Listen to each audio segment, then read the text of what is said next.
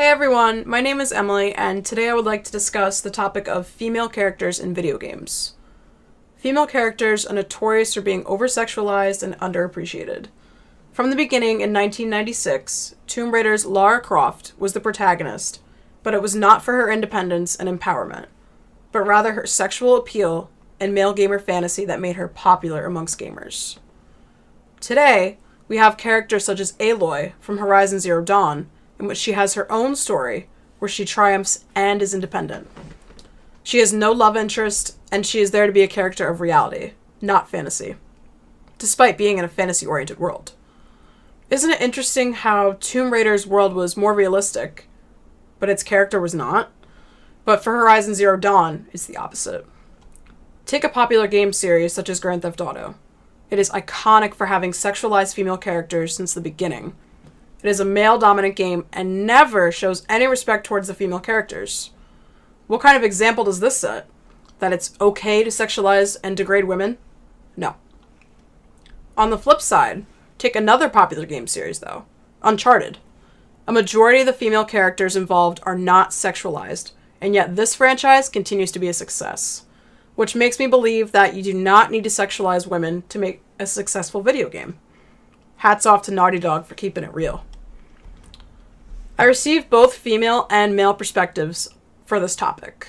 Today I have my female perspective with me, who is 26 years old and is an avid video gamer. Unfortunately, my male perspective candidate was unable to physically be here, but his results will be discussed. Now for the questions that I had from my male candidate. Do you recognize any sexualization of female characters while you were playing video games? His response? Absolutely. Growing up, did you ever think about why there were not many, or really, if any, female-led characters in video games? His response? As a child, he never noticed the lack of female leads, but he did always notice when they were considered side characters. The next question. Do female characters in video games affect your mindset or evaluation of women in real life? He responded with no. Next question. Why do you believe video games are continuing to make their female characters sexualized? Because they are popular. Next question. If possible, what female character comes to mind for you that does not adhere to the stereotypical misinterpretations of women in video games? His response, Seamus from Metroid Prime, which is, mind you, a very old video game that had the first female lead in it. She is very powerful and independent, which is the main reason for why he chose her. And the last question, what do you believe is the best alternative or a resolution to the problem at hand? He responded with the fact that video game developers should have less sexual themes in them for female characters, and that if they do that, then they could be more successful. He also made a comment about how women are just as powerful as men, and these days video game industries are working towards solving this problem and progressing past it. Now, from my female perspective, Cynthia. Hi. So this is Cynthia, our avid female video gamer, and I have some questions for you, if that's okay. Okay. First question is, growing up, did you ever wonder why female characters were not the lead, but rather damsels in distress? I never noticed that when I was younger, but definitely when I was older.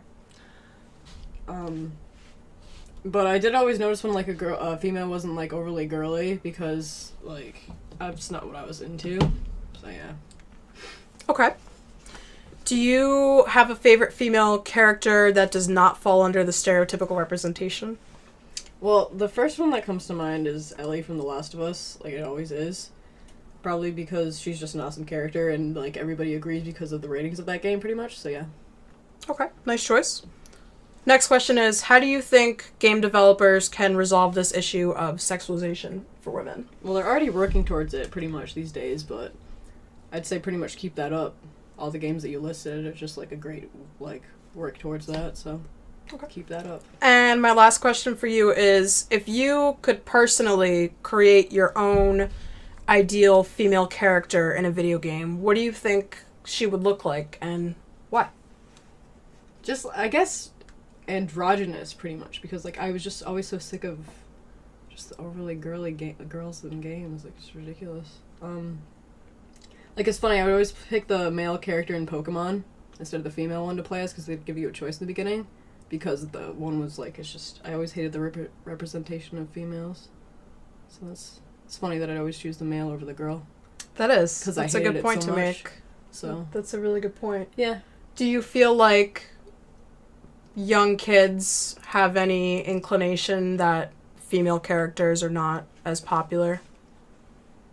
I don't know. I don't think kids really think about that, because I never did when I was a kid either. I think you just look at them as the people, that they're people, when you're a kid. Okay. So yeah. Thank you so much for your input, Cynthia. You're welcome. Well, to wrap things up, I think that video game developers are coming a long way. There are just, of course, some bumps in the road that they need to fix, but they're working hard. And I, again, give props to Naughty Dog because they're notorious for making female characters very important and very empowering, which sets a perfect example for young adults, especially females. So, thank you.